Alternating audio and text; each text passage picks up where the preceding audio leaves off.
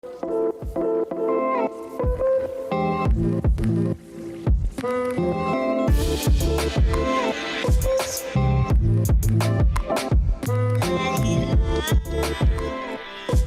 this is Sanyam Bhutani, and you're listening to Chai Time Data Science, a podcast for data science enthusiasts where I interview practitioners, researchers, and Kagglers about their journey, experience, and talk all things about data science.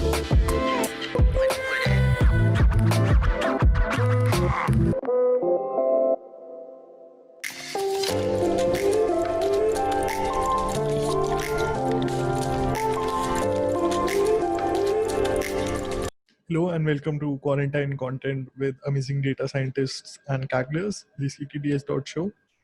In this episode, I interview Yifan Xie, data scientist at Arion.ai and Kaggle Competitions Master, ranked in the top 250 at their highest during their highest rankings in the competitions tier. In this interview episode, we talk all about Yifan's journey into data science, into Kaggle, and how has his approach to competitions and freelancing changed over the few years. We also discuss their team's gold medaling deepfake detection challenge that eventually ended up being 7th on the leaderboard, originally being first. We also discuss what had happened behind that. Yifan shares his viewpoints and and the story behind what had happened that led to this. Also, I believe the solution hasn't been disclosed on the forums yet. Yifan gives a good amount of insights into that, so I'm really excited to be sharing this interview. I think this episode has a lot of great insights for both Kaggle and on how to get started in data science and in freelancing. So without further ado, here's my interview with Yifan Xie. Please enjoy the show.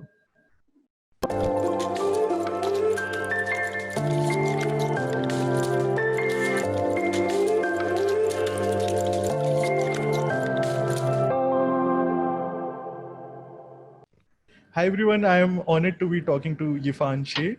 Yifan, thank you so much for joining me on the podcast. I've known you for a long time, but it's an honor to have you on the podcast.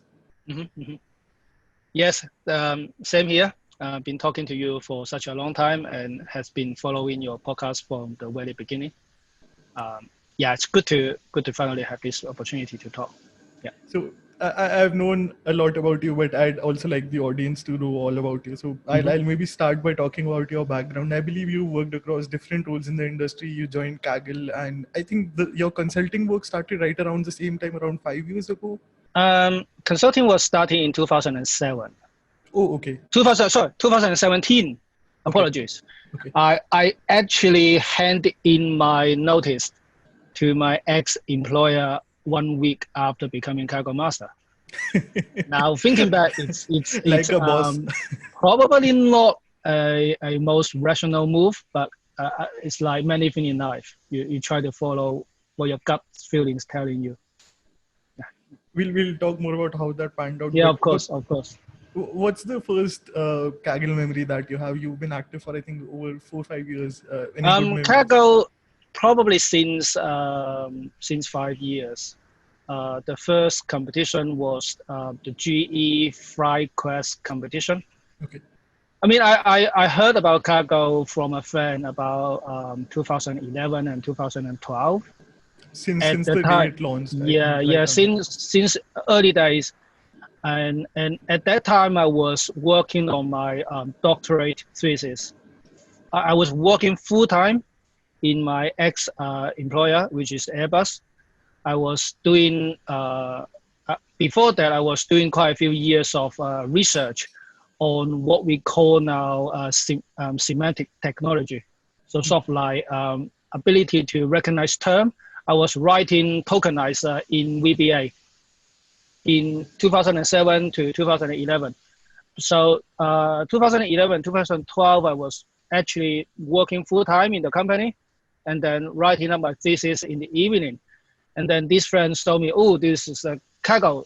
Sounds like you might be interested. And for 2 years, I really wanted to do it. But for 2 years, I just did not have time. Those were a very interesting time in my life because I was really working. The security guard in the company knows me very well because I was the only one staying in the office from 7 after in the afternoon to midnight. Wow. And I was working very hard on that on my doctorate dissertation. And there are two things I wanted to do most at the time. One was to study on Coursera. So obviously with Andrew's machine learning course, Right. and he started sharing things from the Stanford University about 2011, and then he found Coursera. That was the time the two things I want to do. One is Coursera, the other one was Kaggle. And then I remember sort of like finishing my dissertation, done my Viva. It was October 2013. And I sit in the room and say, okay, now I have time. Actually, now I have time. Well, what to do? And I remember, let's have a look at Kaggle. And then that was the time I saw the GE FlyQuest competition, which was a very, even by today's standard, a very difficult optimization challenge. And I was nowhere ready to do that. So I guess like many of the Grandmaster and Master, they started Kaggle on a sort of like humbling experience. It was still very useful, the experience using that, because it was they were using a language called F#, which is a sort of like functional. It's the first time I touched on functional programming. So that's actually the concept is really useful.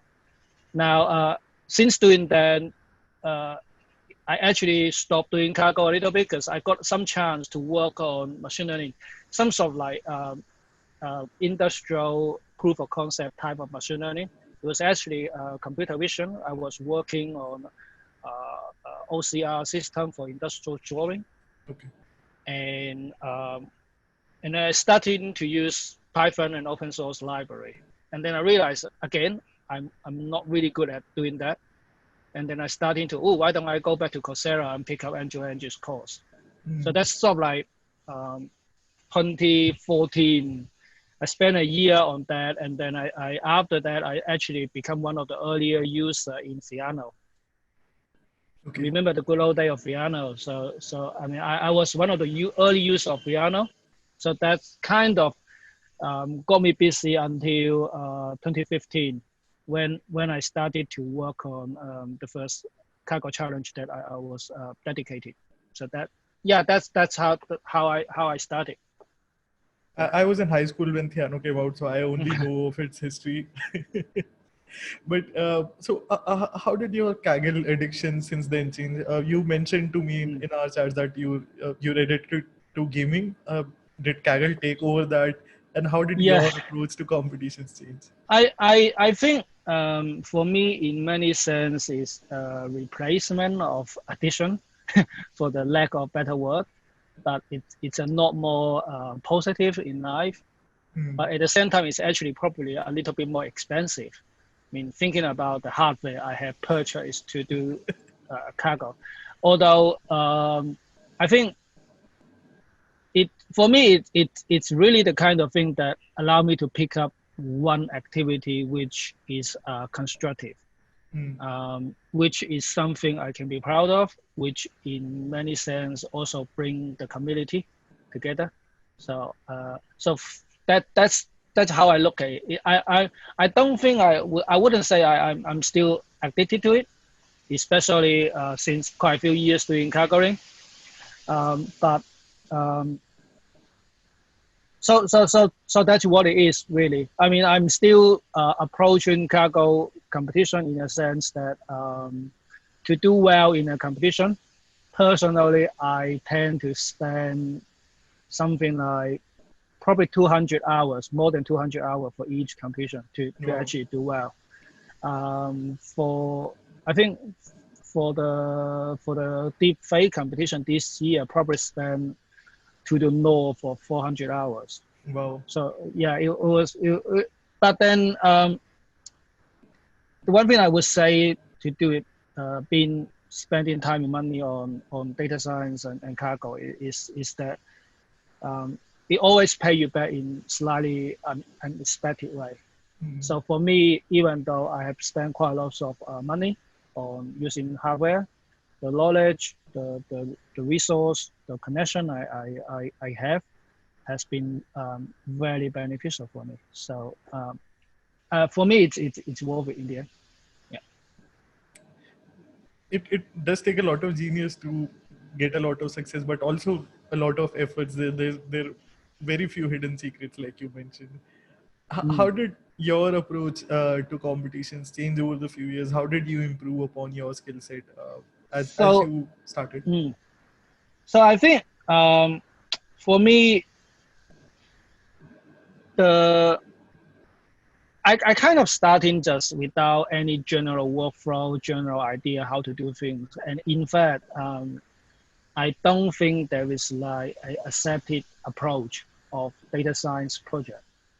It's basically, I don't think there is like if you look at some earlier version, I think there is like one methodology proposed by IBM, which kind of makes sense at the time.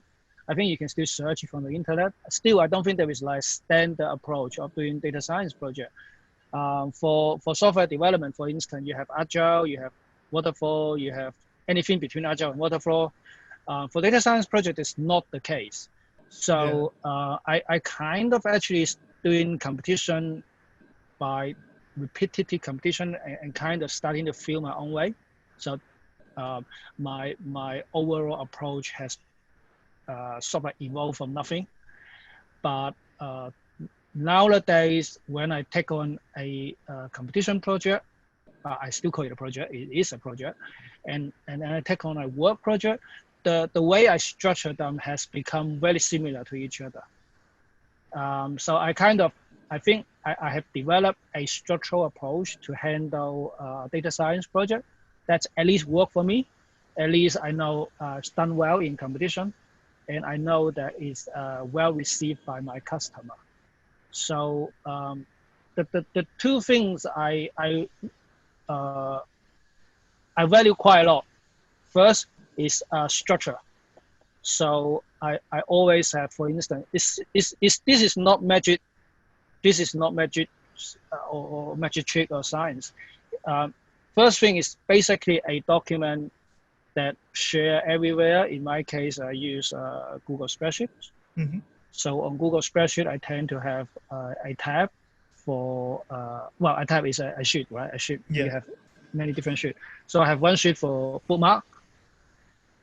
I would have like bookmark for individual project or individual significant activity I take place in. I find it's better for me to remember, oh, I have done this project and this project use ABCDE resource, paper, library. I find it easier for me to trace back to what was in. So that's one. And the other sheet may be some scoring table where I use it to manage my experiment result.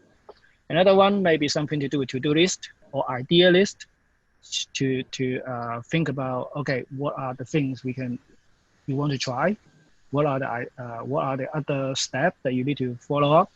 And to anything like customer feedback, for instance, some customer will say, oh, why don't you do X, Y, Z? I will just, so it's kind of like one place for everything in terms of information, but it's also useful in a sense that I can really have access to it everywhere, except when I go to our Great China Firewall. There are other way to access it. That's fine. But when I'm working in the UK, that's completely fine. So I use that to manage both my data science project now, but also my competition. The other thing is a very sort of like consistent manner of managing my code. A better word is repository. So increasingly having more and more rigorous method in terms of Git configuration management of the code. Increasingly having better mechanism of every time I run a model, I would copy the code that run that model. It will be saved alongside the model. It will be saved alongside with the log. it will be saved alongside also things like what is the validation score, what are the data set, what's the depends on how big and small. If the training data set is large, I may just save the indexation of the training data. So basically, I work a lot. In my case, it works for me. I spend a lot of effort to set things in a way that it can be run, but it can be traceable. It can be reproducible. So that's particularly actually work really well in the industrial sense for the customer. But I find it also very useful for competition, because when you I typically would have record something like 400 to 500 competition experiment result for a competition, and then we starting to look back what work and what doesn't work. Right. If without I mean, there are things like there is now studio available to management competition results. In my case, I have a method to do that myself. So for me, that is really useful. The structure, when I start in a competition, I have a clear idea. These are the stuff I want to put in place first. So the downside is it takes me something like 20 hours to warm up to a competition. I look at it in a sense that you kind of have to fall in love with the problem. And for me, it takes me time to fall in love with the problem. So those would include, for instance, in the bookmark spreadsheet I mentioned, I will be starting to gather competition information, what the host has said, what the fellow competitor has said, what the key baseline for the notebook, literature.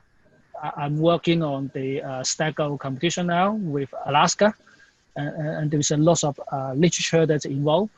So these are the stuff I kind of have a good way to manage, and for me, that's probably one of my strengths. I didn't say when I was in my ex-employee is Airbus. I was a project manager in Airbus, so maybe that has something to do with that. So for a few years, I was also managing technical project myself. That is also very useful way to bring teammate on board, which is why I think to a large degree, seems every time I team up with people, I've done well. That one of the reasons for that is that the way I'm managing things. Different team have different structure, but there are situations where, because I have set things up, that the whole team is benefit from that. Definitely. Yeah. So I think you termed this as project-based memory in one of our charts. So to summarize, you end up tracking everything in a spreadsheet. There are different sheets about ideas, projects. You document literally everything to keep a track of. Yeah, I document everything. I also use the bookmark, just Chrome bookmark, for instance, to have a folder for each project. And within the bookmark of the folder for each project, I have the bookmark to the Google link, the Google spreadsheet link itself. So it's always 2 clicks away. Well, I mean, Apple used to have a philosophy of if anything takes more than 3 clicks, you're starting to fail to remember that. So really for this kind of information, I try to make it within 3 clicks to get to the point that where those, the gateway to that body of project used to be in. So that's one. I guess that's my main philosophy. It works for me. It may not work for other people. I mean, down the year, I also used to be quite a heavy mind map user. So I used to also use mind map to manage my literature. But I think that was before I engaged on Kaggle, because once you go into Kaggle and data science competition, you are suddenly starting to face so many different domains, so many different type of problem. So if you just draw a knowledge graph humanly by your hand, it's becoming very difficult to manage. Yeah. Otherwise, you end up sharing notebooks that are titled Untitled 157.ipy notebook. Yeah. So, Yeah. talking about your experience on Kaggle, you've teamed up with many legends, to name a few: Olivier, CPMP, John Fortuapuje, Fateh, and now Anoka's and Jiba in your recent competition. Any favorite memories from teaming up with these legends? Well, I mean, so first thing is actually the first guy of these people that I team up with, a very young Anoka. He was He's a 15 at the time. AGI. I'm convinced Yeah. of that. Well, when I team up with him the first time, he was 15, Okay. and I team up with him and Joe for the second Santander competition, product recommendation. So that's a few years back actually. But I generally, until last year, I think, before then, I never team up with, before I become a Kaggle Master, I actually never team up with a Kaggle Master. Okay. I had a feeling that at the time I wanted to only team up with people on the same tier. And when I team up with CPMP, both he and me are Kaggle expert. I don't know who he is. Wow, I have no okay. idea who he is. And we were both in the Quora competition. And he was like one place in front of me, and I had some exchange with him on the forum. So I thought, oh, this guy might be interesting. So I just sent him a message, team up, and he said yes. And then I started to have a look at his profile, and you almost fell off of the chair. Oh, this is the guy who's he's obviously have a lot of achievement in mathematical optimization, stuff like C++, very famous industrial tool. So that's actually, but even then, I have no idea he's what he is. And then we just end up teaming up both as a Kaggle expert. And we actually, I think he became a Kaggle master with another of my teammate at the same time. I was still a Kaggle expert, and I was later to become a Kaggle master that year. So before then, I actually don't team up with like master or grandmaster. There was one guy you missed is actually Turbo, ZF Turbo. I used to team up with him as well. Sorry. Yeah, but the nice thing about these guys, so first of all, is none of them are sort of like, I'm the big guy, you have to listen to me. Nobody's like that. Everybody's quite kind in sharing. Everyone is quite. The other thing from the grandmasters is they really, at least for the one that I team up with, they're already good teammate in the sense that they pull their weight into a competition. And you see some of them have very distinct, how do I say, strength. So CPMP, for instance, his understanding of mathematical theory is just phenomenal. Yeah. He's also one of the quickest learner I think I have experienced. When I was teaming up with him in Quora, he said he doesn't know too much about neural network. So he was relying on me and my teammate on neural network. And 2 months later, he was the second guy in the Wikipedia traffic competition using recurrent neural network. So it's amazing to know just to see somebody can do that. And people like Anoka, for me, is probably the quickest person at coding. He is not a person. He's just very, very fast in making things work. Gipper, first time, it's only the first time I team up with Gipper, but you can feel this is someone who can look at the problem at high level and actually say, okay, that bit, you need to work on that bit. And he spent time on that bit, and it does make things better. So I mean, it's just very different.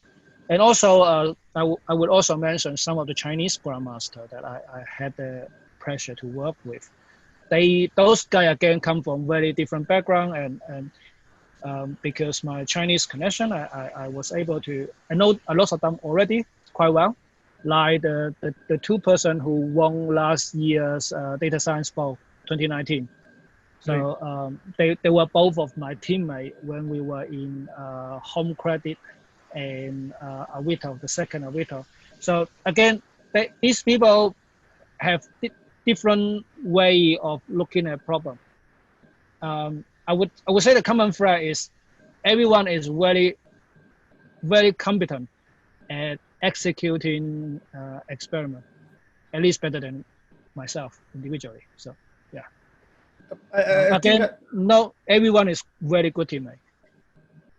I think I've mentioned this quite a few times on the competition, but this is one of the beauty on this podcast. Sorry, this is one of the beauties of Kaggle that uh, even you may or may not know who's the other person, but the leaderboard is the neutralizer. You're trying to solve a new problem which you may or may not have worked on before, and the leaderboard just tells you if the person is better than you, they might be above you, they might be below you.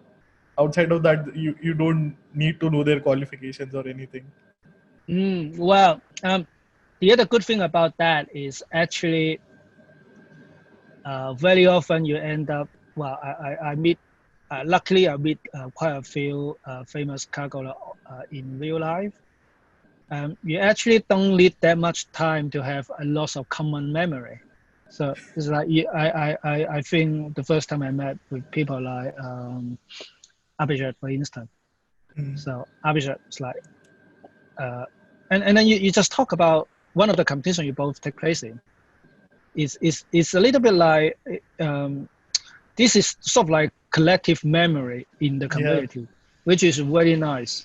Which is for me is probably the best I get out of doing data science competition in all these years.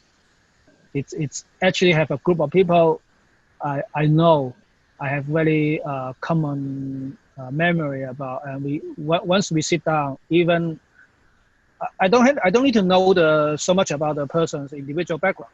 You just know there are things that you guys can share. So that's really nice. Yeah, I'm not a religious person, so I kind of don't have the opportunity to go to a church and say certain page of Bible or Quran to say, oh, this is great. But I can go to a fellow data science competitor and say, oh, that competition we're both in. So that was really nice. That is, yeah. It's literally like Kaggle has created the sport of data science, and it's just like talking about a famous game from the past. Like you might be talking about a soccer game. Yeah. I mean, I was very interested. I was always an individual video gamer. I never play video game online. Okay. For the fear that it may suck me in and I would never return. I was already spending 200 hours on a Final Fantasy game. I was spending like 300, 400 hours on the major football management game. Winning 11, I got know how many hours in different versions of Winning 11. If I started playing games online, that would be sort of the end of me. So I was, but then because Kaggle, because the competition, now I get this benefit without losing myself. That's really nice. Okay. Congratulations on your latest goal from the deepfake detection challenge. Thank you. I'd love to talk more about that, but before, if you could help set the stage by telling us what was the problem and what was the challenge of the competition. You mean the void of our winning solution? We'll definitely talk about that. Yeah. But before that, for the people who are not aware of the competition itself, what was the challenge and what was the problem statement of the competition? Okay, the problem statement of the competition. So this is a competition that's co-organized by a technology alliance that's called Partnership on AI.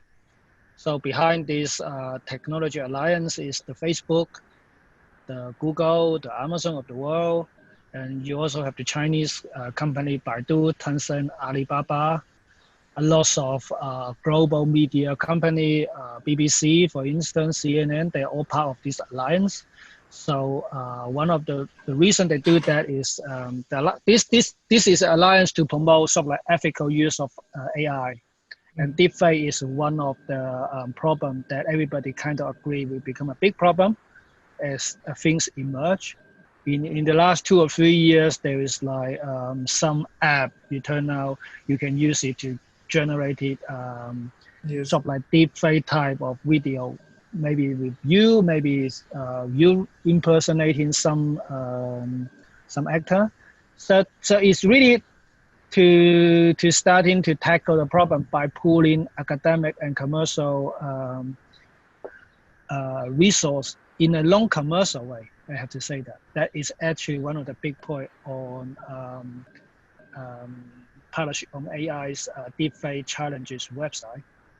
And in the end, so Facebook, I think Microsoft have helped out a little bit to create a data set involve 100,000 videos to make it available to the competitor, and then each individual or team can build model on those data set, and then Facebook as the host of the competition would run your model in a hidden private test set to see which model is the best. So that is the kind of the problem statement. Essentially, it's just read a video to understand whether there is a forgery activity in that video. But also the audio is also part of the equation as well, because there are some fake audio, or let's say manipulated audio in the data. Okay. Yeah, so that's more or less the competition was about. Well, it runs for 4 months. December to the end of March. The active competition stage was that time. Yeah. Legend says Dieter Christoph had invented this technology to make himself look younger in video. Yeah, yeah. Sorry, go ahead. Well, I mean, you're talking about the data, right? Yes. Yeah, but it's interesting because so many people think he really is an old guy. I actually connected with him on LinkedIn, so I already know he's a very handsome LinkedIn page. Yeah. Did you join the competition right during the early days? When did you decide to sign up for the competition? Backtrack 10 years. In my doctorate study, I was working on a subject called semantics, which is part of a subject called context-aware systems. Okay. And I was working in as part of the researcher in a department in Airbus called knowledge management. So in that subject, there is quite a lot of work in terms of taxonomy and classification of knowledge, information, and data. In my doctorate thesis, there is one taxonomy where you have all the different kinds of information. You have semantic, you have activity, you have tacit knowledge and implicit knowledge. And then on the bottom right, there is a small box says misknowledge or misinformation. That's 10 years ago. So obviously that's no longer a small box. With everything going on, with the polarization of social media, with the technology starting to generate more and more convincing knowledge, so that's no longer a small box. So my interest actually is always there since 10 years to understand and evaluate it, knowledge authenticity, information of authenticity, and to some degree value information in a sense that whether it contributed to knowledge, whether it may have other form of impact. So it's long been one of my subject that I care. So that's the core reason I took part in DFA. Second reason, I work on a commercial project to detect sort of like live crime, people with knife in video from in sort of Q3 last year. So I actually have already built some pipeline that can take video, truncate it down, and make binary classification. So at the time, it was sort of like early December. I thought, okay, that's actually a project interesting and also have something to go with. So that's how I started.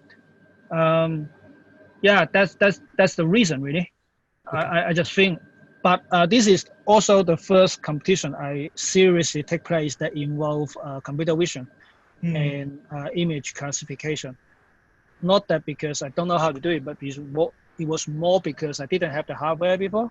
So that goes back to how much money is spent on it. I last year in October, I acquired a workstation with some hardware that allow me to do the work. Some hardware. Yeah, well, it's a 2080 RTX Not too Ti. many. So not too many. But was enough for me to actually to do reasonably well in this competition. So yeah, so that's how it started really. I mainly started because I feel personally I'm interested, and technology wise I built something in previous project. Yeah. Okay. So there's a question from the AMA, and for them I'd like to clarify. I called you the dream team since it was all of my heroes together in one team, so that's why I called it that. Mm-hmm. But their question is they're curious about the process of teaming up together, and how did the masters and grandmasters work together? Do you think that was part of your secret edge? And sometimes many highly skilled people, when they come together, they tend to be like ego clashes. But was that the case? What was your experience like? So I kind of started competition very early, and I knew that at the time Jibas already started, but he wasn't spending too much time. Oh, that's my cat, by the way. So, so because I know Michael very well. At the same time, I know him quite well, and I know he's in year one Cambridge before pandemic, so he was completely he was doing his run homework. over by homework and exam. But it's the first time I took part in a competition with computer vision.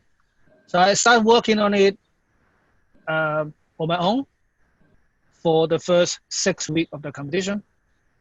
And I started to chat up to Michael saying, okay, if you don't compete, give me some advice, man.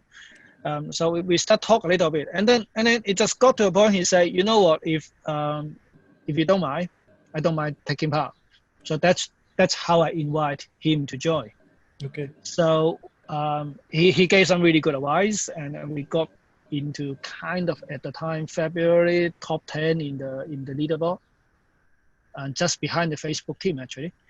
So and that gets to the point. I think I was working everything in TensorFlow and Keras, and then we have a team name called Syncing with TensorFlow.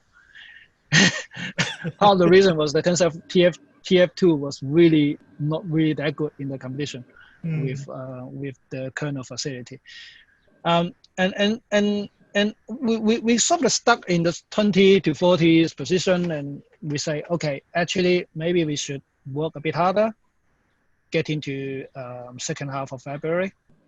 At that time, there was another competition going on, Bangari, and one of our teammates, Qi, and he was long time number one in that competition, and he was starting to talk in our WeChat group. We have a WeChat Chinese Kaggle WeChat group, which we only accept Kaggle Master. No offense to other people, it's because WeChat have a 500 people limitation, and we can't accommodate more people. So he was starting to ask, okay, I was losing interest in Bengali. Is there something interesting? So I chat up on him. We already know each other, both him and another teammate, Gary, who's also a grandmaster himself. So at the same time, we're starting to ask, okay, who else who we think might be interested to join and contribute something different. So it's around those times that Jiba, Gary, and Qishan join us. So I mean, it's not like everybody say, "Ooh, let's join a team and start 4 months away." It's sort of like this. In this experience, I do a lot of work. I build a whole pipeline from prediction, pre-processing, prediction, and inference in TensorFlow first. Getting to end of January, Michael joined, and then we found that we were getting to a limit with TensorFlow, and actually go back to rebuild the whole pipeline from bottom to the end into PyTorch. Okay. And after that, Jibber, Gary, and Chison Joy. So in a sense that we didn't really have that much problem in terms of conflicting opinion approach in this experience, in a sense, because we kind of already had a platform to work on. In this competition, if you have a robust inference pipeline, it makes things so much more easier. It just allows you to do things with a lot more confidence, because the whole time to, even with the smaller public test set, it takes 9 hours to see the results. Yes. So anything go wrong, it's kind of like you send a Mars rover and wait for 6 months. Well, 6 months, 2 or 3 years to see whether it work at the landing. If it doesn't work, you all the calculation is waste. So it's a bit like that. So it's from the beginning, it's a long shot. So engineering skill set, having a robust pipeline was big advantage for this. So in a sense, we already kind of have that platform in place when the really bright idea of Jibber, Chison, Gary to starting to appear. So already have that platform. That's useful. But just another point is, in my experience, class of ego has not been a problem on my cargoing experience. I think one of the reasons of that is I personally only team up with people that I personally know. At least I have some exchange on Slack. For a few reasons. One of the reasons is that I consider my time to be very precious. I'm 41 years old. I'm trying to run my business. The time I spend on cargo, it's really precious. I don't want to, take part in a competition and having teammate who doesn't contribute, or having teammate, I think a lot of the time is not the person who does not want to work. A lot of the time is when you have a new people joining cargo, take on a cargo competition, that person may not know what it takes to compete well in a competition. Yeah. How do you take 20 to 25 hours of your daily life out of work, out of study, and for 2 or 3 months every week, spend those time into a competition? I kind of want to team up people already who have that process internally. However way that individual make it work. It's not a fact of whether you are good or bad data science. That is a very important point. The point is whether you could integrate the competition activity into your daily life. So for me, that's because of my personal situation. I can't spend a lot of time and with the other guy not working. So that's one reason. The other reason is fear of having people who would be using multiple accounts. There is a lot of really, really good data science competitor inside China. So I'm talking about maybe a bit more specific Chinese context. And inside China, there is a lot of data science competition platform. And those platforms, typically speaking, are less well managed in cargo. So you have people who are using a lot of multiple accounts. You have people who are doing a lot of private sharing. You have people basically who are really good competitor, but the first time they join cargo, they don't necessarily use the best method and best practice. Yeah. And I think some of our friends, Jibber, CPMP, have been burned once. The guy who caused their downfall at that time, it's actually now a Kaggle Comp Master. So he kind of he kind of redeemed himself after that. So I want to avoid that. If someone say I want to join, normally I say take part in 2 competitions, get a top 10%, which is not out of extraordinary, but it's a good effort. So you can show me that you actually have spent time and effort and understand what it takes. Then we can compete together. That's fine. or if someone I already have a personal trust. That for me, that's really important. So that also helped me to have a situation where whenever I build a team, I would already know the person they don't have massive ego, or they wouldn't be too difficult to work with. And there is one statement in the question saying people with strong opinion. I think strong opinion is not a problem itself. The difficult thing here, well, I think the key thing here is to disagree well. Yeah. Right. Some case you have to agree to disagree, and in other case you have to say, okay, let's attack this differently, but we have a converge point. Agree on a converge point in itself on Kaggle. The traditional competition format actually allow you to do that pretty well. So that's not the problem. For me, the biggest problem from teaming with Kaggle is having teammate who's not contributing. For me, that's the one thing I don't like. And actually, there are situations I myself, either because I was busy or because I was, there was one case I was behind the Chinese firewall. All my computer resource is in the UK, and the connection at the time was not so good, and I wasn't contributing as much as I want, and that personally I felt really bad at that time. So I also would let the newcomer or people who are trying out Kaggle to say, actually, if you can take part in a competition or a team, make sure you can contribute well. That for me, that's quite important. Yeah. Like you mentioned, CPMP is one of the great examples who really argues well with facts, and it's not just about disagreeing, but properly disagreeing about something or properly arguing about something with facts. Yeah. I mean, he is one of the example who have a strong opinion, but who can work very well together.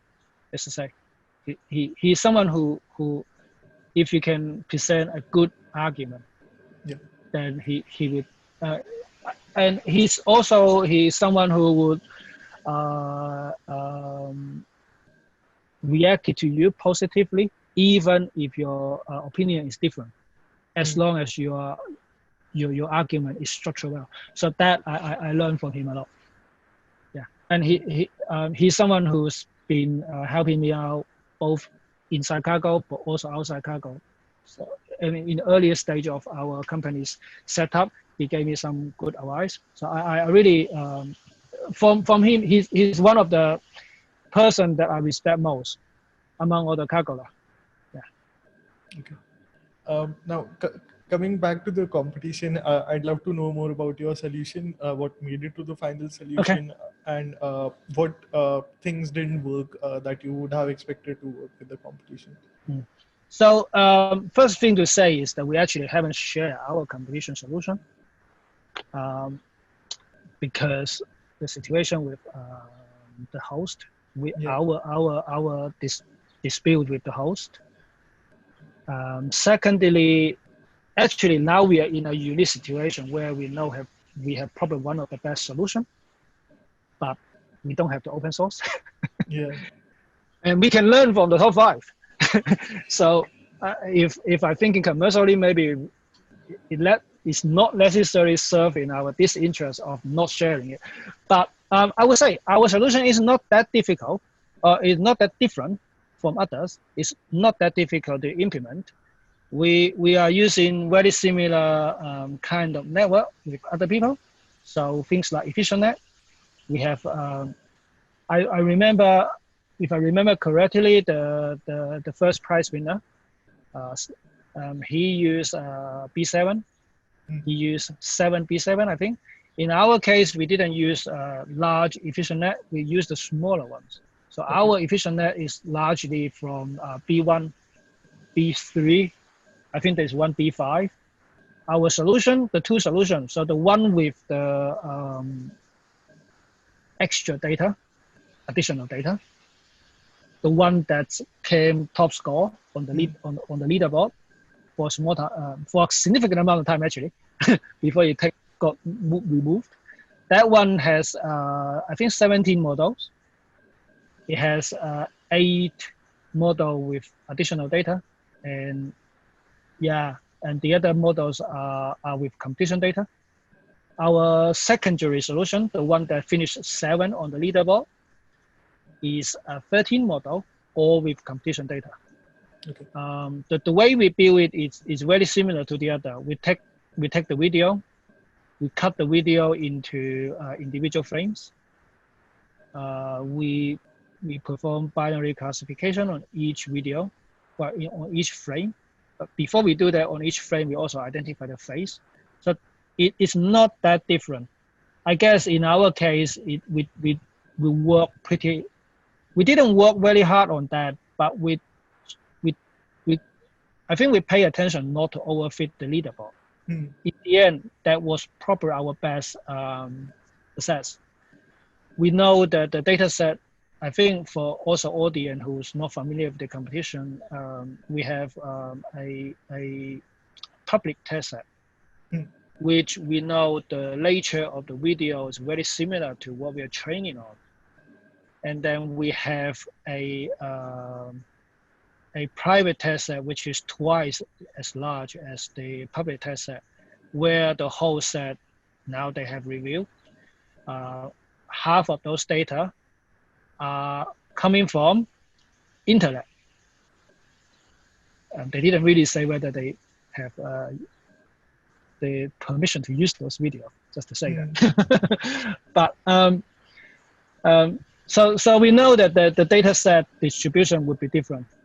Yeah. And we actually tried quite hard to move up on the leaderboard, but according to our validation scheme, we could not move up to the leaderboard. And then I was getting to have the feeling that maybe there's gonna be a big shakeup. Well, in the end, it's not that big, but it's sort of medium-sized shakeup. So I was getting to the point of view, okay, it's very likely to have a shakeup because we know the distribution is not the same. Let's prepare ourselves for the shakeup. So getting to the last 2 weeks, when I started to put solution together, I think I put one and Chiba put one. We were deliberately using unweighted G-mean, geometric mean. Okay. So all the model, when they put together, they share the same way. I think a lot of the competitors are giving higher weight for models that are ranking higher on the leaderboard. So that, for me, it would be a mistake for this competition. So for us, that's probably one of our successful factor. The other one is when we do the validation, we were doing validation really on a different validation set. So I built 3 or 4 validation scheme. The original data comes with 50 partition. So each of my validation scheme are taking data from different part of the partition. So that's useful. I believe that's useful. We are in a kind of sad situation because the host has released the legit part of their private test set. They have not released the part where they say the video are coming from the internet. So actually there is no way to reconstruct the private test set score, which is a bit sad in 2 senses. One sense is for scientific solution, you want to be able to benchmark that. Yeah. Second is I personally feel if they are using internet video source from internet, in our situation, we're doing the same for a rule that they didn't mention in the competition. and I feel sad in this way. Okay, but it is what it is. Yeah. I definitely agree with you. So we talked about the science, but there's also been this heavy weight of the question. I'd love to discuss the controversy that came out after the competition had ended, and I would love to hear from you what had actually happened. So Jeepa has already shared on the forums, but would love to hear from you as well. So just the timeline. So we were told to prepare for winning solution and by 1st of May. So we submit.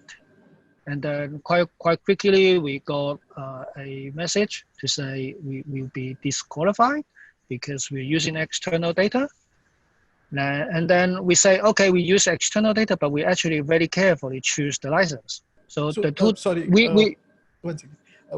Can you clarify what does external data mean for Kaggle generally, and okay, was it allowed for this competition? In this competition, it said it's allowed to use external data. External data basically are data that didn't come from the original competition data. Okay. So we use two kind of external data. One is the 70K NVIDIA dataset, Okay. NVIDIA face, but we only take the part of those faces with license that is allowed in the competition. The competition allow license that give commercial usage right. So we let's say the 70K NVIDIA dataset, we taken about half of them, which give sort of like Creative Commons Attribution, CC BY, for instance. And then we also search for YouTube video and identify YouTube video with CC BY license. And then we took some of those video and then we do the process of identifying the faces, both true and face that with deepfake operation, and then we use those two sources of data, one from NVIDIA, one from YouTube as a data source. So that's the kind of external data we will use. The reason behind that was because we anticipated the private test set would have data set that's from the wild, as they say. The Facebook team is also taking data from the internet. So we take data from the internet. Now, throughout the competition, that nobody was saying, I mean, they say as long as you stick with the license type, then you'll be fine. So that's what we have done. So we get a quick message say we're using NVIDIA dataset, we're using the YouTube video, and because you're using the NVIDIA dataset, the whole dataset contains some image that does not give commercial right, you will be disqualified. Please clarify. So we say, okay, we actually choose the right type of license among the NVIDIA dataset. And then since then, there must be 2 or 3 weeks before they come back. This time they didn't say this is NVIDIA dataset's problem. This time they say, can you please provide individual permission from all the deepfake video, from the people who appear in a deepfake video. And at that time, basically, we were saying as an individual competitor taking part in a competition, we follow what the host say in terms of the kind of license you want. The host and the competition admin has never mentioned about individual permission in the video, and therefore we didn't do that. If they have mentioned that, then we definitely would not have used the YouTube video, of course. Now, because they mentioned that and we can't answer, we don't have the permission, of course. I think that in the end was the reason they disqualify us. I mean, didn't disqualify, they remove our winning solution. That was the reason. So that's what happened. Now, I mean, I would say we have very different interpretation, what is right and wrong in this competition. But I guess in this case, Facebook is the one who's paying the money. They are basically making the decision without a justification. And because they pay, they can do it, they do it. So that is the situation as it is. I for my side, well, that's really the reason. And they are doing it knowing that they also use internet from the, they also use video from the internet. They did not disclose what source those video from. They did not disclose whether they have legally obtained those video in their private test set.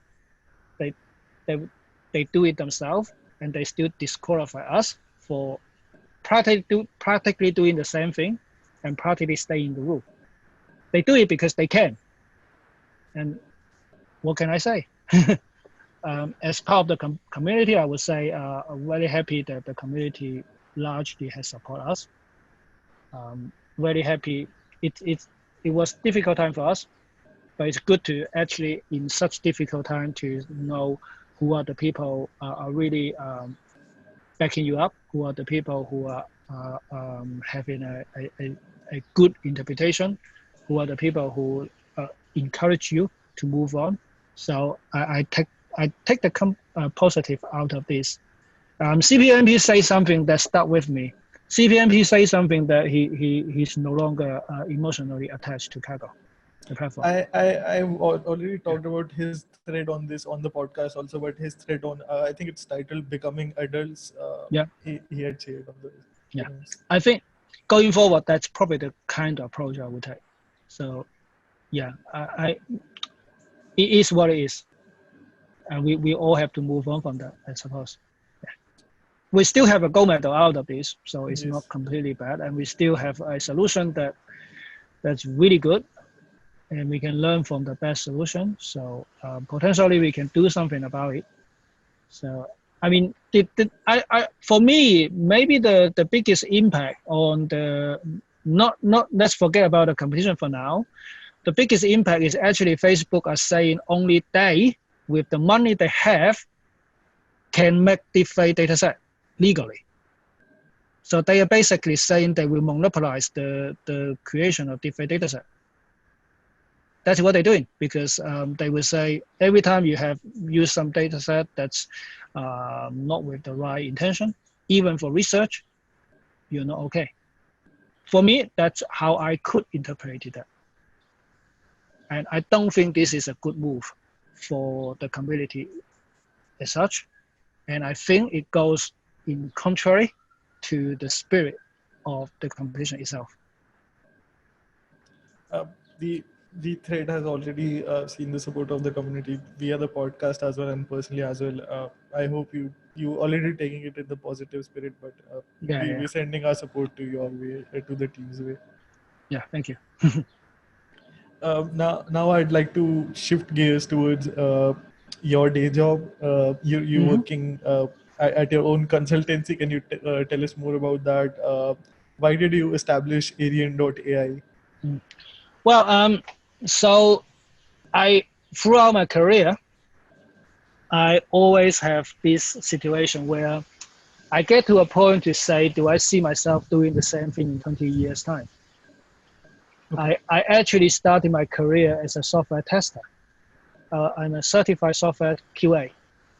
And I was at a point to say, actually, in 20 years' time, I will still be doing the same kind of thing. You will be manual testing, you will be looking at test cases, you will say, this is important and this is urgent. And I say, I don't want to do that. That's why I switched to my research career. I finished my research work, and then I became a project manager in Airbus. And I learned a lot from my time with Airbus, by the way. So I full credit and full respect to the company. I'm still in close contact with lots of friends. I live practically outside the Airbus side. But it's getting to, and then I became a project manager. And at that point, I starting to feel, in large company, you have lots of people who spend their whole life in the company. In the aerospace, you have people, 2 or 3 generation of people who start as a 16 years old, work on 2 or 3 aircraft program. One aircraft program typically 7 to 15 years. So when you do 3 program, you are, if you're not a senior personnel by rank, you will be a senior personnel by age. So, I mean, one of my ex-manager used to work on Concorde as an apprentice, and he retired from Airbus last year. So I was looking at this. I say, actually, it's not for me. It's a very stable environment, fantastic international setting, but actually it's not for me. I don't want to stay in the same setting for such a long time. And then at the time, Kaggle was happening, machine learning, sort of like the open source driven machine learning is taking place. I'm starting to learn more and more. And then I got to a point to say, actually, I want to see what's the scene like outside aerospace. I want to see what the people in H2Os are doing, what the people are doing in, let's say, financial sector, in insurance sector, automobile, pharmaceutical, banking. We already talk about fintech, slightly different, but so it's getting to a point. I said I want to see something different. So that drives me to take the plunge, if you say, to leave the company and set up on my own. Why doing consultancy? One of the reasons is I like engage with different people with different background. So that is one of the way of engaging with people in different background. I mean, I suppose I can join company like H2O, if they take me, but I can join company like H2O or IBM, for instance. But I feel I have more dictation. I have more freedom to choose what I want to do in this way. And also the other thing that I really enjoy is I am at a stage in my career and personal life that the freedom of working by small team, mostly remote, the freedom to tailor my own day, the freedom to, if I have to, well, before the pandemic, if I have to go back to China and stay with my parents, but still contributing to work, it's really appreciated. So for me, this is just the right time to do it, and this is the right way to do it. It may not be the case in 2 or 3 years down the line. You never know. But for now, this is suitable for me. So yeah, go on. So you were really looking for challenges, new challenges to explore outside of your expertise. Yeah. I mean, in the end of the day, everything you learn is useful. I would say the time I spend working on software testing, it's actually a good way to have the mindset of software testing. It's very similar to the mindset of cross-validation and reproduction. That's a nice. Because you're trying to make sure this thing is valid. You're trying to think not from an internal aspect how this thing works. You're trying to understand from an external aspect whether this thing would reliably give you a result that you want. So that mindset is very useful. I used to create automatic testing harness. It's basically an approach to execute things repetitively. And for me, that's really useful engineering mindset to run machine learning models. So I take a lot out of those experience. Okay. My experience working as a researcher in knowledge management. Knowledge management as itself is a huge subject, but on the technical side, it touches upon search engine. On the personal side, it touches on things like professional networking. So each of these, the kind of mindset behind allow me to. Since last 2 or 3 years, I have set up the Kaggle community, which is a huge professional networking environment. I help to set up in China, we have this Kaggle Master only community. I have set those up. So I mean, this kind of previous experience is really useful to use it. And then also my previous work in terms of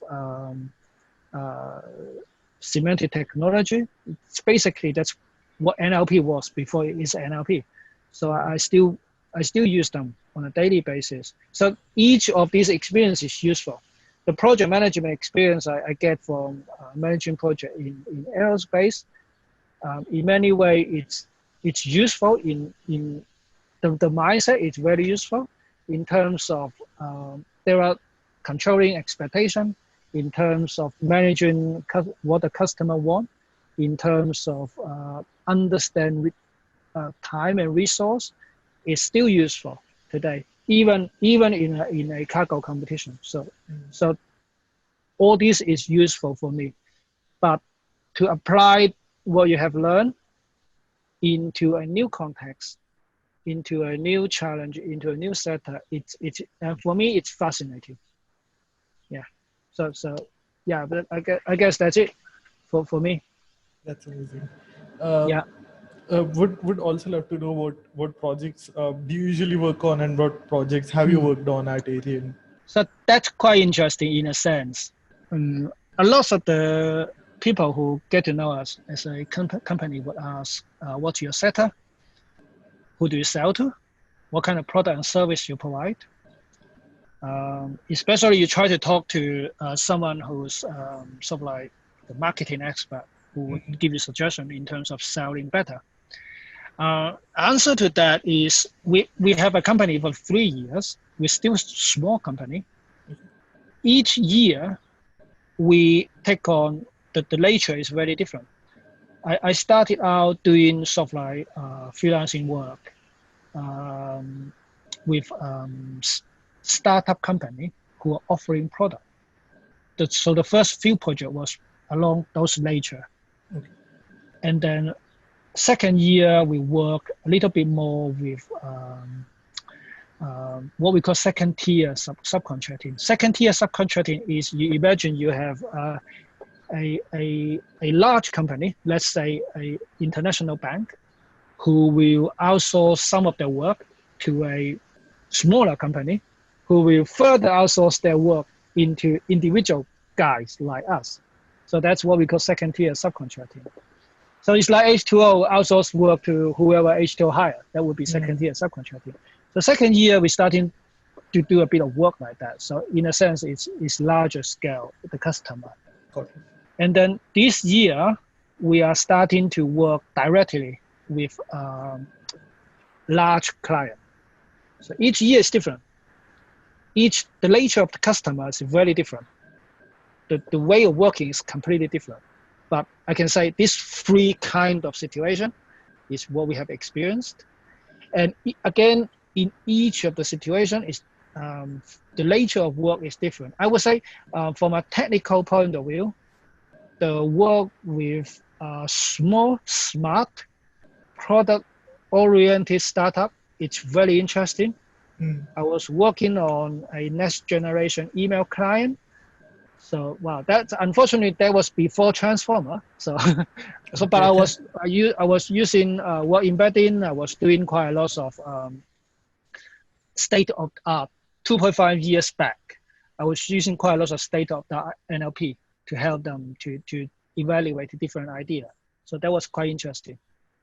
I was working on another project which involved a simulation of long-term financial decision making, and to do that in a gamification environment.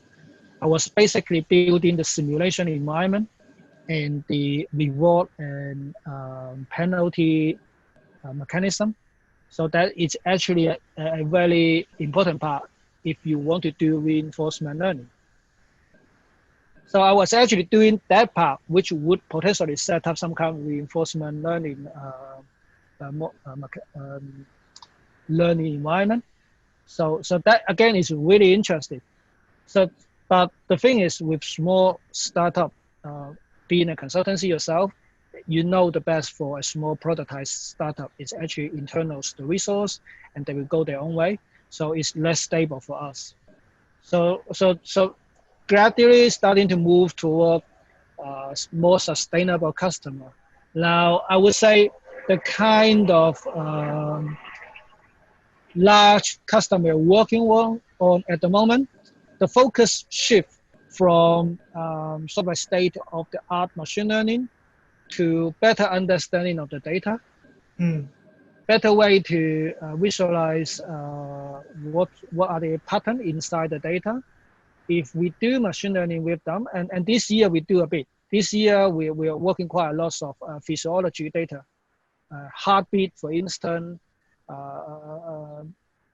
people's reaction to water, for instance.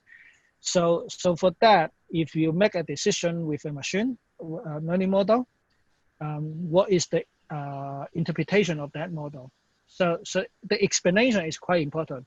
And with a large client, we work more with domain experts. So not necessarily people who are also working on machine learning problem. These people are more trying to understand things from a different manner. So the communication aspect is important.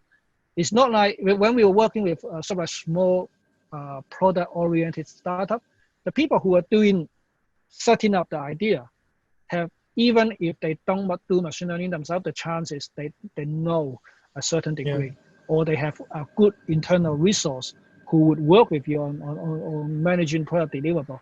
So the nature of the conversation with those companies are not more technical. So that is quite fascinating in a way. So I mean, we may get to a point. Well, the idea is to actually have a technically sophisticated client, very, very sophisticated client, and build PyTorch model for life. But we'll see. And the thing is, you have a tech-driven company like Facebook or Google. Those people would already have they have the people who are building machine learning model on a large scale, right, in the most mature way. And those people, you're not going to get sort of like outsourced work from those guys.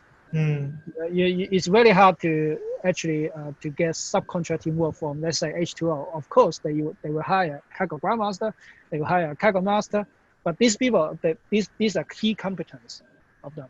So it seems for us it's more appropriate to position ourselves to help customers who are starting to engage on machine learning and data science, who are starting to, help them to, in a way, actually, to capture data appropriately. Because if I take on some of the customers' data, the first two projects, for instance, you will end up seeing a lot of the survey, a lot of the questionnaire is not structured in a way that's useful for the step down the line.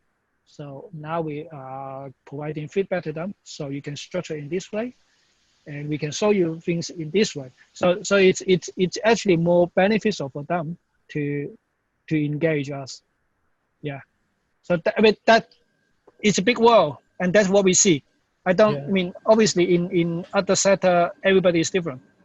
Different sector have very, very different dynamic. And also you have what we call a sector barrier. For instance, we still find it quite hard actually to go into environment like fintech. Although we know in fintech, the sort of like model building approach is quite similar. Yeah, well, it's also, there's a lot of discussion moving from linear model to non-linear model and how to interpret those models. So in that sense, it's similar, but the fact that you don't have the domain experience in those make it quite difficult. So it's ongoing story. Yeah. You mentioned, have you seen more of the shift from just SOTA techniques to engineering, as you had hinted to? Have you seen that shift in the projects? Say again, can you say again?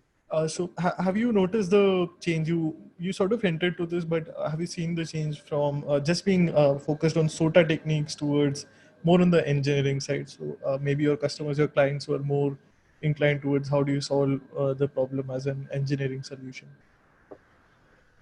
We are not at that stage at the moment. At least we haven't experienced that type of customer. We are starting to have some conversation with customer who are, how do I say, they already have their internal machine learning pipeline. They're trying to, so for instance, at the moment, there is one potential customer who are talking about potentially improving their already productionized PyTorch model.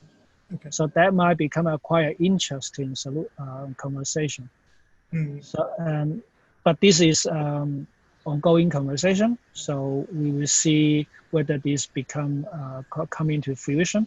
Actually, that is another reason, another good thing of doing data science competition. There's a very instinct bird song, external data for the birds. So actually, that's another thing about doing well in a data science competition, because customer do come to me to say, would you be interested to take on this project? The process or the time it taken to have an initial contact with a customer to have a real project take place, often it takes years. Yeah. Some of one of our large customer at the moment actually come from the fact that their data science was one of my first teammate on a Kaggle competition. So I already know her since 5 years now. It's only now we're starting to work together on one project. So it takes time. It takes time to build and manage not necessarily manage, but to build and nurture the relationship to a point that you can work. Sometimes it's more me being who I am. I like having exchange with people on similar interests, and then we just start talking to each other, and you without expecting something happen. Sometimes it's just then they say, oh, there is actually this project in our company. Why don't you join? Or why don't you have a look?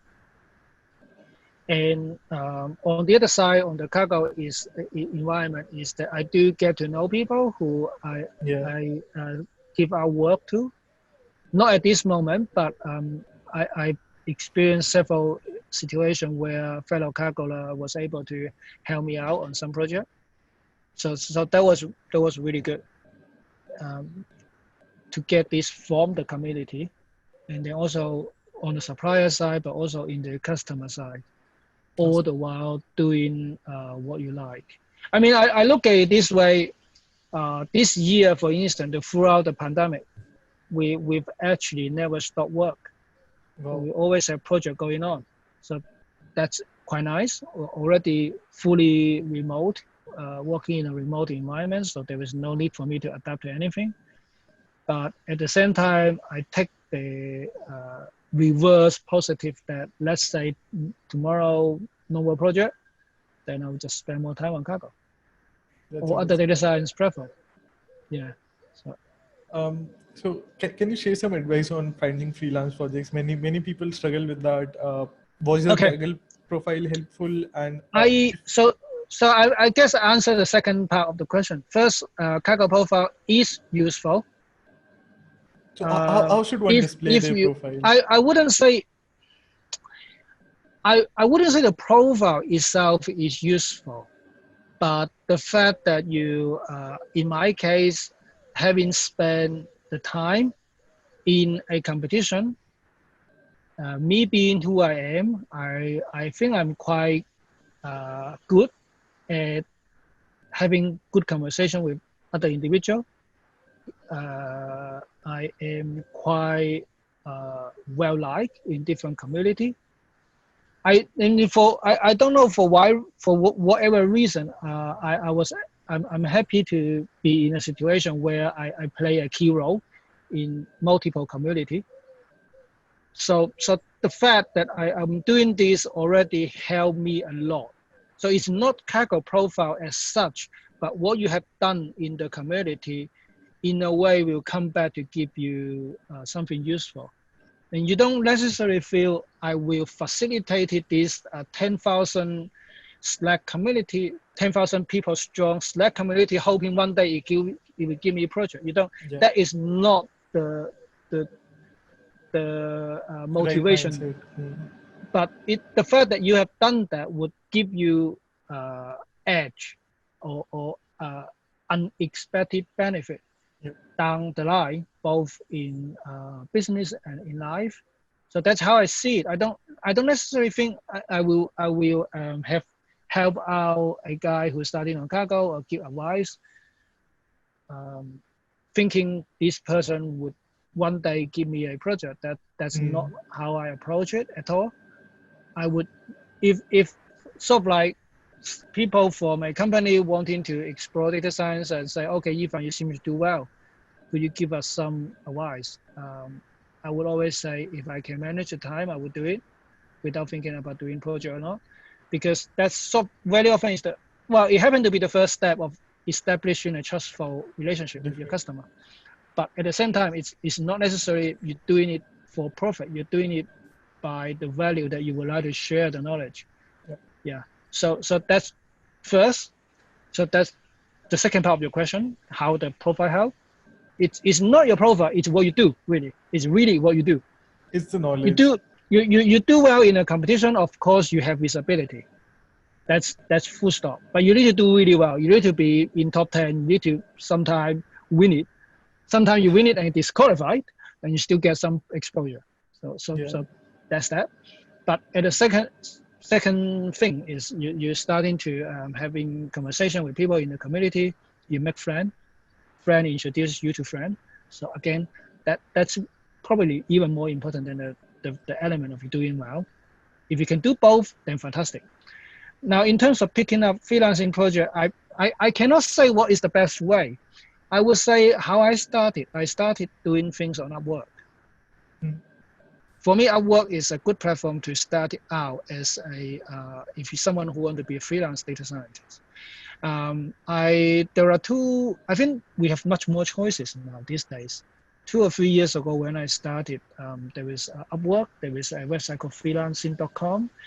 I think that's it. But today you have at least 3, 4, 5 platforms. Yeah. There are some platforms. I get people invited to me have a look at your platform or my platform, give us some advice. I don't particularly pay attention anymore, but Upwork for me has a very good mechanism in terms of getting work, in terms of the payment step, in terms of give you a level of security that once you've done the work, you will get the money.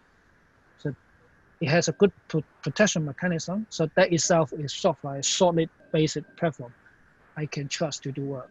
And you can build some sort of profile. So that's useful, especially for people who are starting out. Yeah. Because what you want to do is not necessarily make a lot of money. What you want to do is get some good project review.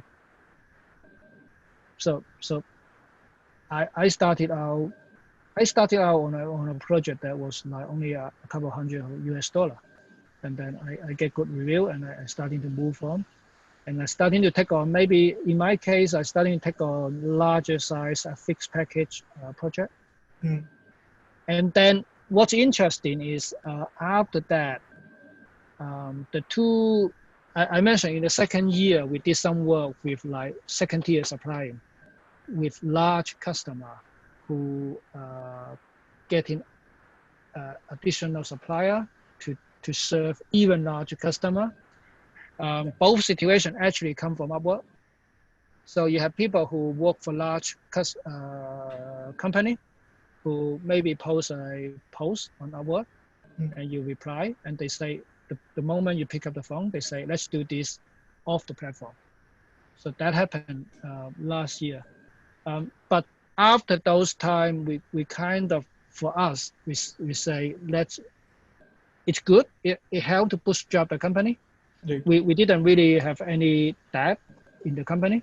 So that helped to bootstrap the company. But now we want to starting to really move toward larger client.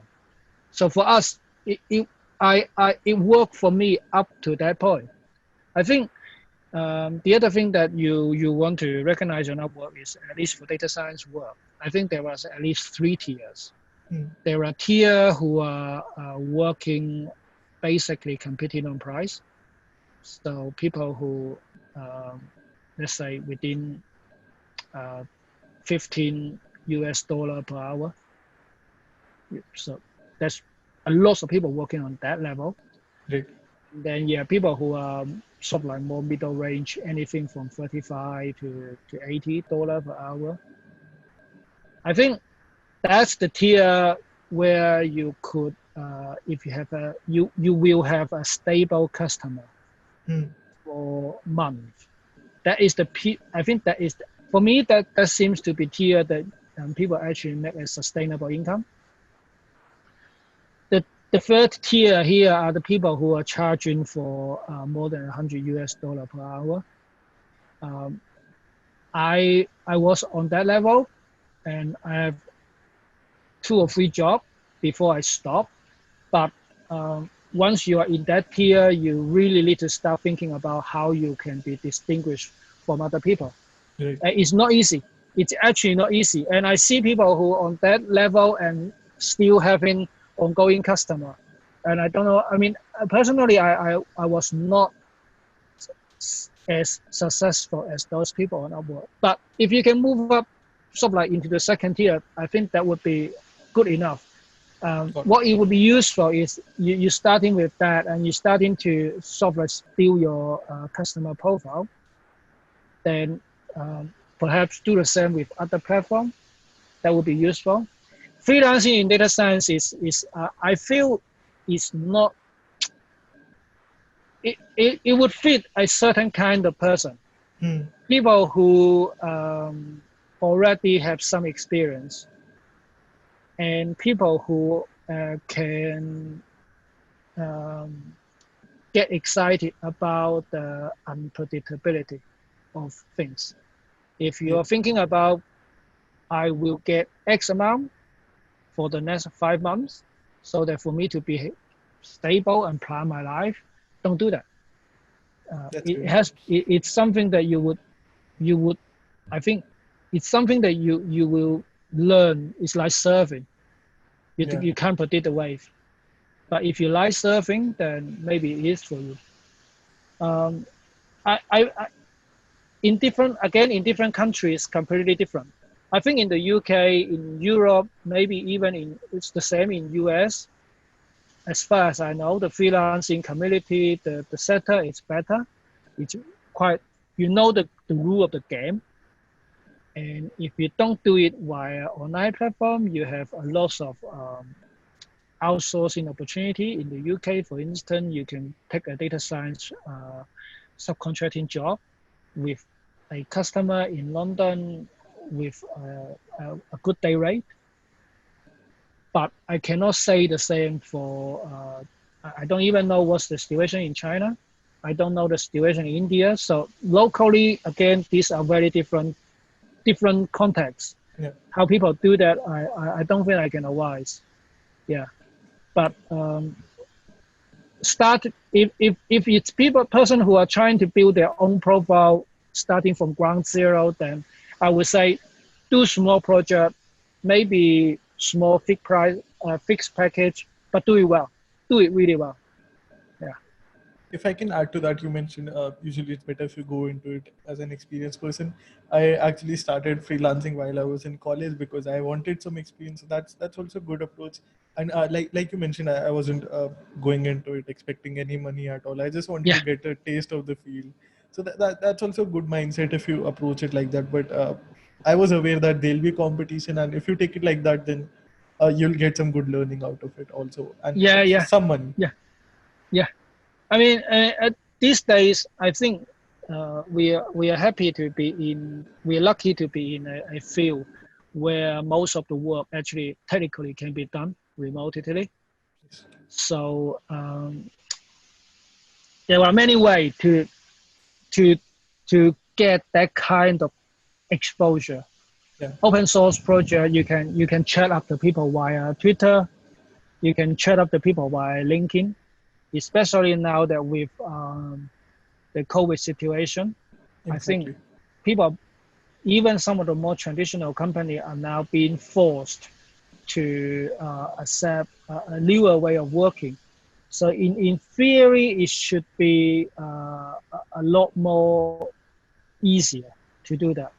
And in a way, I mean, actually, Upwork every year is generating a pretty decent state of the freelancing economy.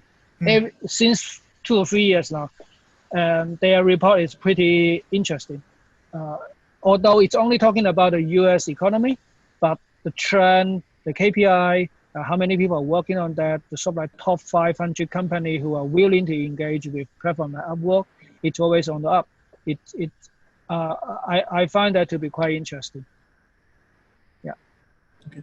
So we've talked so much about Kaggle. I'd like to ask you, what was some things that you had to learn outside of Kaggle while doing freelancing? Okay. Some things you didn't know via Kaggle, and how do you suggest someone should learn these? I think a lot of that is the communication skill you have with customer.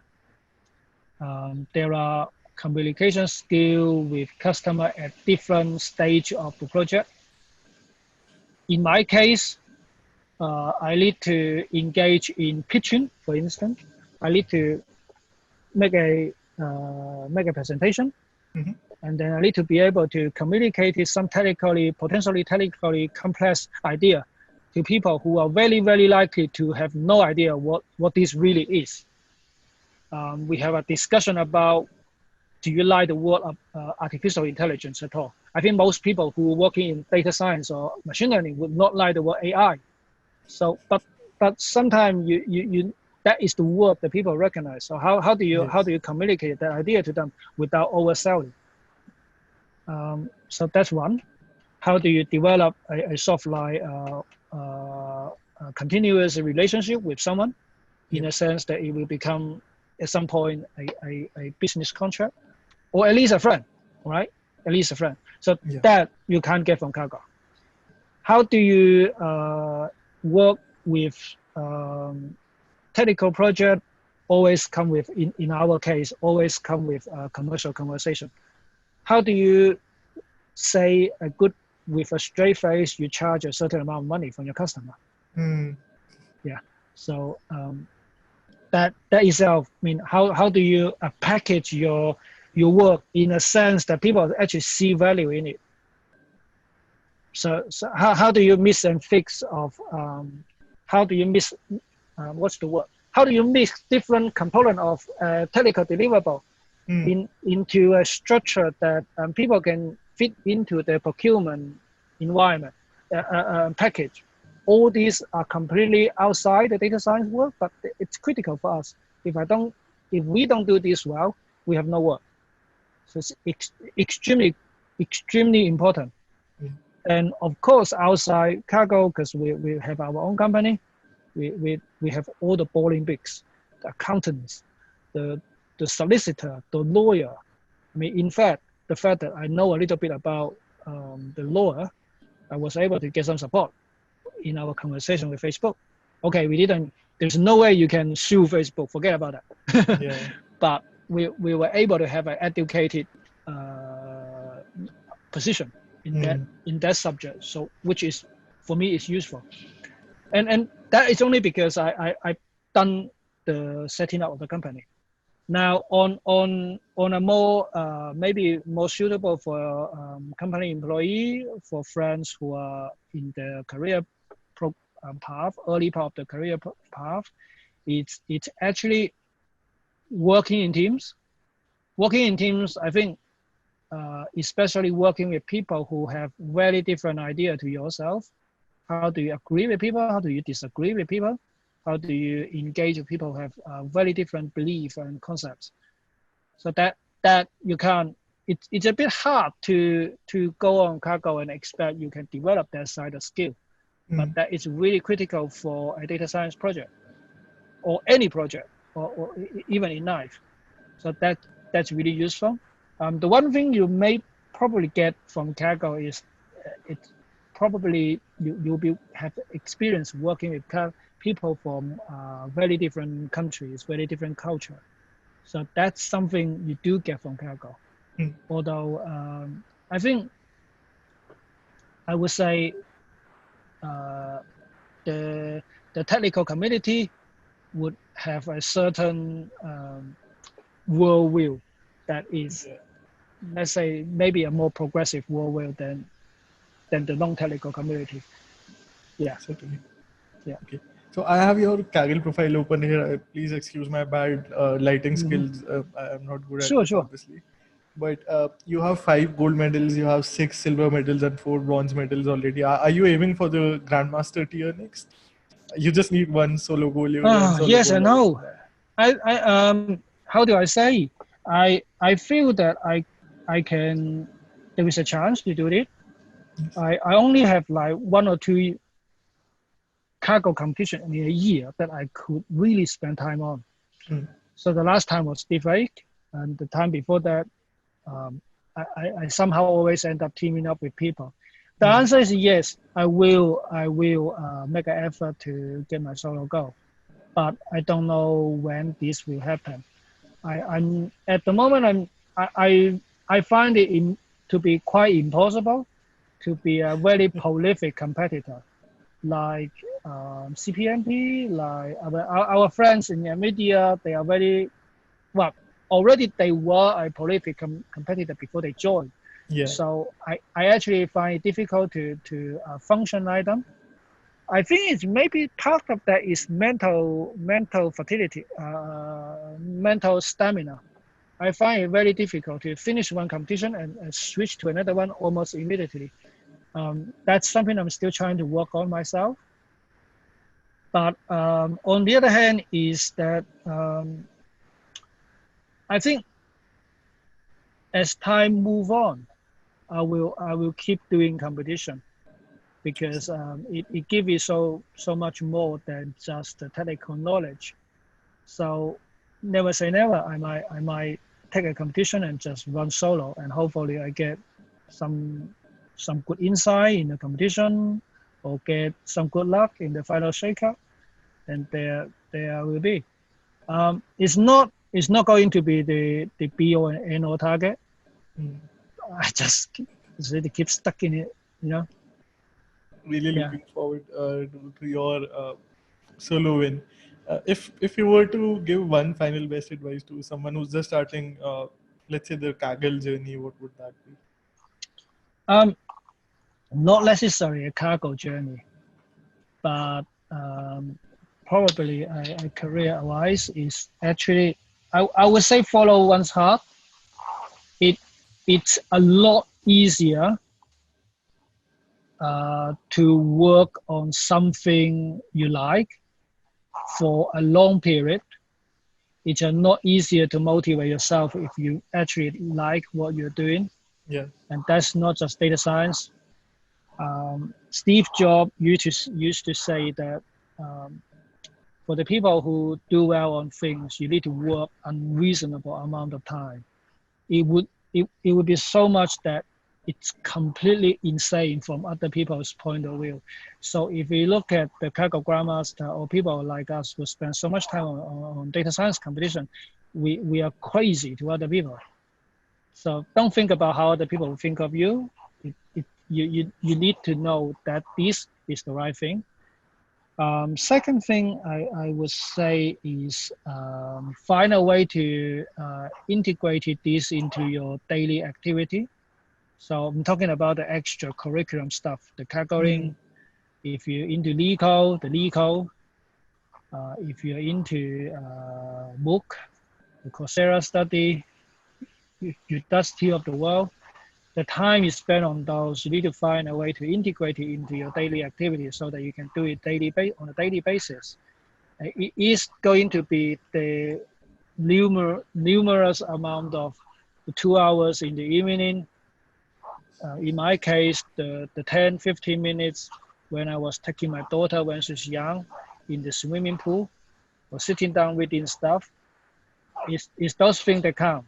It's not going to be one Kaggle competition or one course that change your life. I mean, if you think back, some of them are important, but it's the continuous activity, the fact that you're doing it. The last thing I would say, probably because I'm someone who's I'm 40 years old. I'm older than most of the Kaggle, I believe. In my case, because I have to I kind of switch my career after the age of 36, because I'm really starting to do machine learning at 36. Now thinking back is crazy, but you kind of have to have a good idea what you are giving away in life. The same actually you're doing if you go and do a PhD. It's not the 3 years you're giving away. You're giving away the opportunity to have take the example of a PhD. you're giving away the opportunity of having solid industrial work experience Yes. in the early stage of a career. Know that you're giving that away, and make sure that that is something you're willing to pay for. In my case, I actually, well, it's not the only reason, but it's part of the reason I only have one child. So I actually, part of the reason we were thinking about having a second child.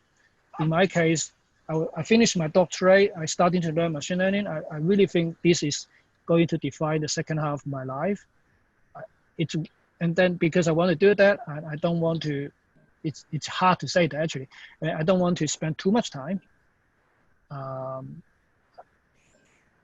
looking after big baby again. My daughter is now 14 years old. So I actually make a conscious choice not to do that. This is part of the reason, not all the reason. So in some time, there are difficult choice to make.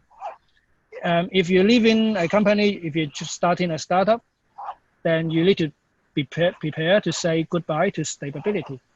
Yeah. So everything come with a price to pay. Certainly. Yeah. This is sort of a final question. I didn't mention this to you earlier, but so this is a trick. I think this will be a tricky question for you. You're only allowed to play, let's say, one game for the rest of your life. And I know you're a Final Fantasy fan, so you can't name that game. Which other game will you be happy playing for the rest of your life? For the rest of my life. Wow. Just one game. Man, this is really hard.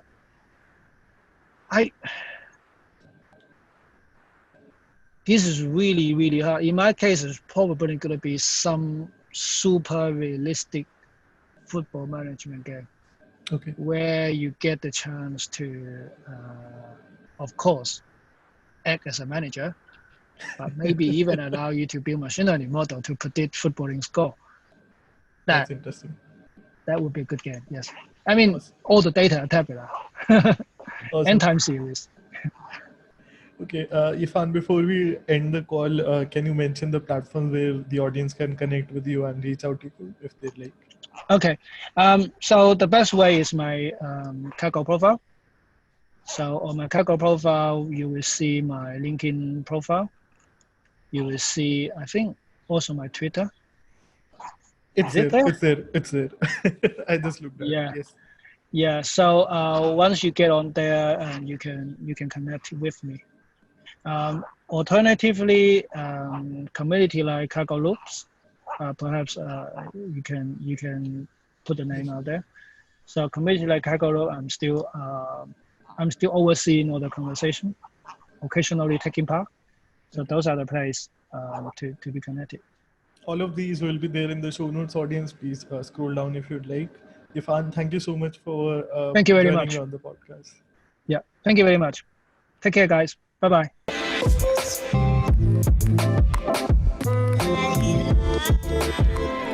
Thank you so much for listening to this episode. If you enjoyed the show, please be sure to give it a review or feel free to shoot me a message. You can find all of the social media links in the description. If you like the show, please subscribe and tune in each week to Chai Time Data Science.